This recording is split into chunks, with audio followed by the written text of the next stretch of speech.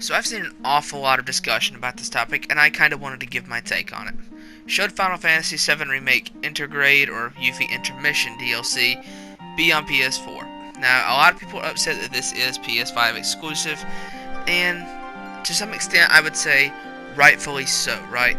If you bought this game, you have a right to be upset that it is not going to be on your preferred platform, being the PS4, because PS5s are not easy to come by right now. I myself do not have a PS5, right? I may have one by the time Intergrade comes out, but I may not. Either way, I'm going to have to buy one off eBay. So, and not a lot of people are willing to, give in to the scalpers like that, but, I gotta have my Final Fantasy. So I am, but, a lot of people aren't, and a lot of people don't want to give in to the scalpers. And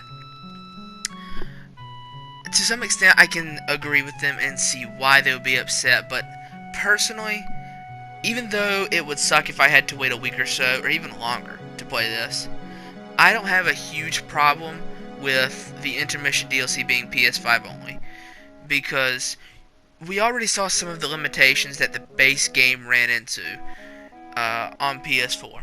And if you don't know what I'm talking about, load up Chapter 15 in Final Fantasy VII Remake on the PS4, or just even on PS5 right now, because the updated version isn't out. It's rough. It's rough looking. If you'll know what I mean when you see it, you'll know, right? And it's rough looking. It's admittedly like really bad. And the question is, do you want more stuff like that to be in that again, right? And I know people say, well, I don't care, I just want the content, and fair enough. But you gotta think, that has to be a separate version. Intergrade itself is obviously it's a pretty big upgrade, right? And the fact that we're getting it for free is really surprising because of how substantial that upgrade seems to be. And because of how substantial the upgrade seems to be, they also practically can't develop two versions of the intermission DLC in addition to the enhancements to the PS5 version of Final Fantasy VII Remake with the Final Fantasy VII Remake Part 2 being developed right now, because as Nomura said in an interview recently on Intergrade, Part 2 is well in development by this point. Actually, I have it on my phone here, and I can just read it straight off of that. But yeah, Nomura has said recently in an interview that, let me pull it up, it's right here, and I quote, "The game's development has progressed quite a lot, and well, we will properly announce the sequel when the time is right. All I can say now is that Cloud will be running in the wilderness, and the sequel's atmosphere will be very different from the first game. The game's development is going very smoothly, so please wait for more information. Moreover, the sequel will take place right after Intergrade, so please look forward to Intergrade as well." Now, development on the sequel, as he said, has come pretty far and is doing really well. Now, there's already, and this is also, you also have to think, manpower shortage, right? This is COVID, and yes, what was the hitch in my voice there? That was a rough sign.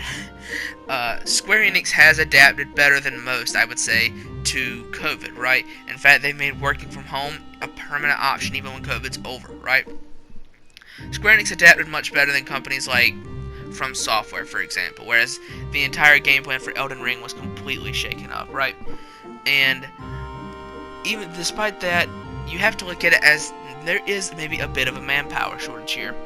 You have a team of devs that are working on Final Fantasy VII Remake Part 2, and if they have already made plenty of headway, you gotta imagine it's a good chunk of people here.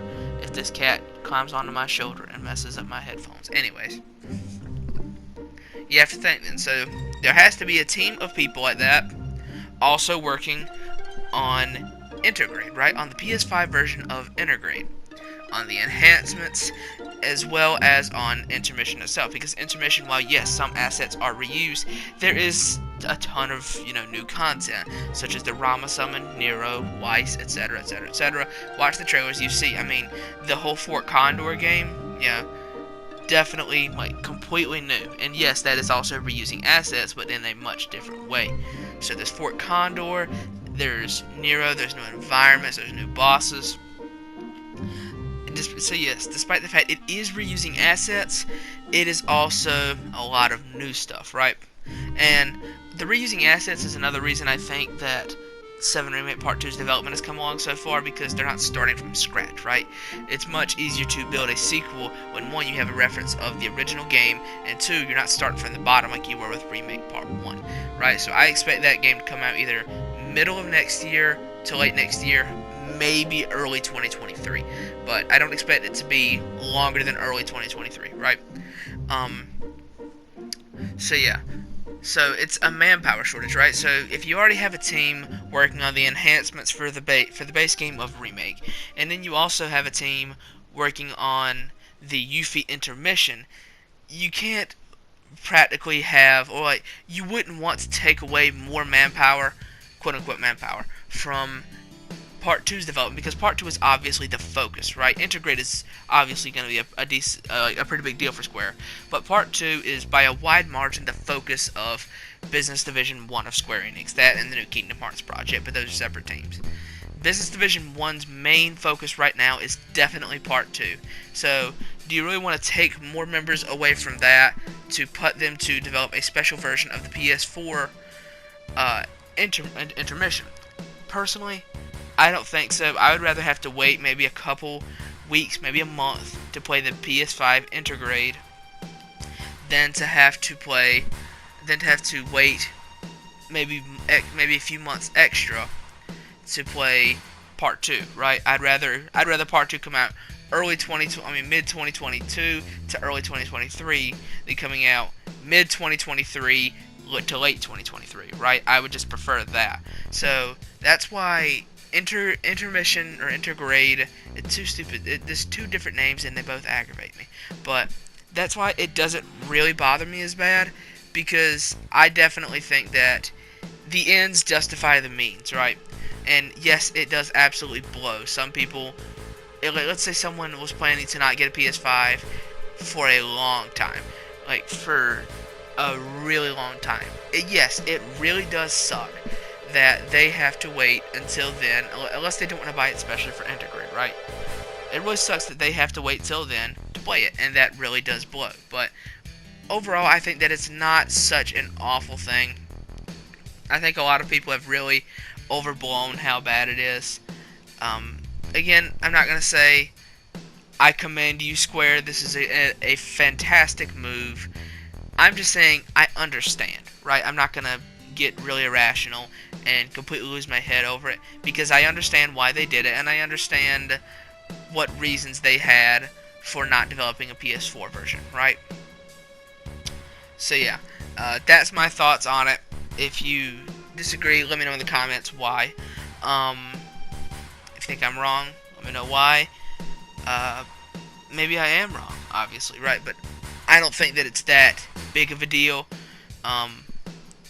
It really, like I say again, it really sucks for some people, but overall, I don't think it's not worth losing your head over, right? Like, it's not worth absolutely losing your mind over. But yeah, thank you for watching. I hope you enjoyed. Yeah, daily uploads start on the 14th, so look forward to that.